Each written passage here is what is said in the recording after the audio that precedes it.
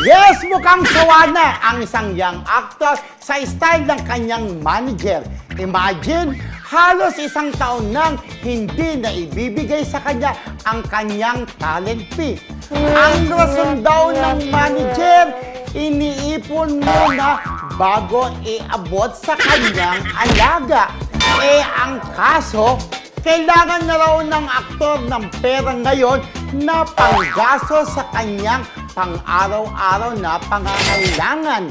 Kaya hindi na lang malayo ang posibilidad na layasan na niya ang kanyang kuripot na manager. Ay, Albog. pinaghirapan mo tapos hindi Oo. binibigay sa'yo? Kasi ang nangyayari, Oh. BFF, yung manager niya, yung mga talent fee ng kanyang alaga, kanyang actor, ay sa manager, nakapangalan ang cheque sa manager. Kaya syempre, siya yung mag-encash, ihulog niya sa bangko ng manager, sa kanya lang ibibigay sa kanyang alaga. Kaso, 1 year na, hindi pa binibigay. Kailangan Naku. din naman ng young actor ng May pera. kakilala ako dyan. May kakilala akong ganyan. Ganyan Dati din. ganyan din. Babae naman, yung talent.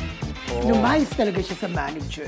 Syempre nga naman, di ba? Pinagtrabahuan mo yan, pinaghirapan mo, shooting-taping hanggang madaling araw, shooting-shooting hanggang madaling araw, pero wala ka namang nakukumpera. Nakakalungkot naman yung ganyan, Dear di ba? child, Kaya ibigay na sana dapat ng maibigay kanyang na. manager ang kanyang pinaghirapan na talent fee. Correct!